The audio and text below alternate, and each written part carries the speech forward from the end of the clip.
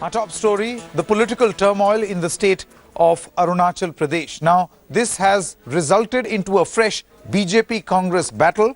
President's rule, remember, has been imposed in Arunachal Pradesh with it will today resonate in the country's top court as well. The Supreme Court is all set to hear a plea by the Congress that challenges the union government's move to impose president's rule. The union cabinet had recommended central rule following political instability in the state. It all started when 21 rebel Congress MLAs joined hands with 11 BJP MLAs and 2 independents to impeach the Assembly Speaker at a makeshift venue. The Congress has dubbed the development as a murder of democracy. Under President's rule, the state comes under direct control of the central government of India.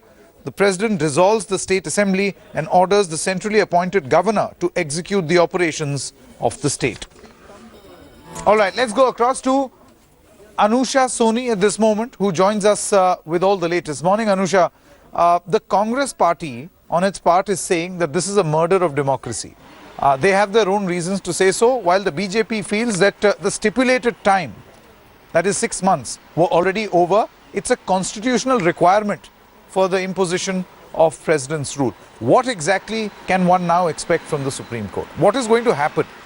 The arguments, please. Sanket, to begin with, this entire argument of what the constitutional demand is under debate right now, especially at the Supreme Court. The powers of the governor under Section 375 and also 175, under which the President's rule has been imposed, and also earlier when the governor had actually called an emergency session of the Arunachal Pradesh Assembly. That's the key question right now. Whether the governor even had those powers to call an emergency session.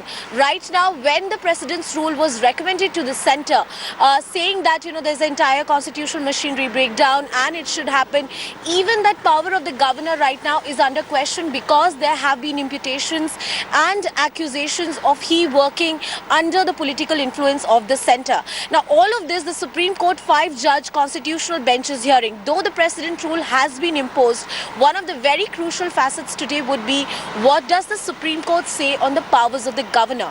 Because any observation, any comment or any order from the Supreme Court commenting on the role played by the governor in the legal capacity and also in his political capacity will be a very crucial factor as far as this entire political turmoil is concerned. So we are expected to get some clarity from the Supreme Court on the role of the governor, the way in which he acted in calling out an emergency session, and also the way in which he acted in recommending the President's rule, whether he was right in law, whether he acted under his powers under the Constitution. Okay, Anusha, do stay on with us. We also have at this point Ashar Ahmed Khan joining us with all the latest. Ashar, as far as the Congress is concerned, we have seen that in the past few days, the Congress says this particular bill has to be or has to come before the Rajya Sabha.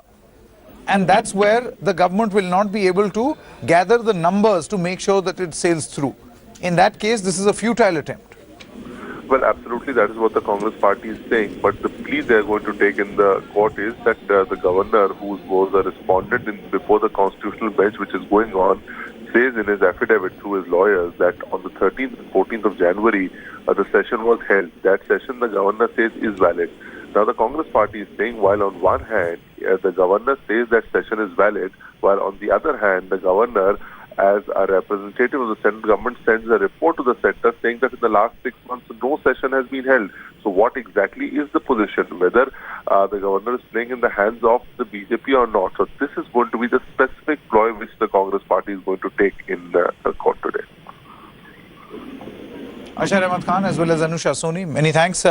All eyes will be on the Supreme Court today. That's very significant because, as Anusha said, whatever the Supreme Court decides or even says about the governor is going to have far-reaching implications beyond Arunachal Pradesh.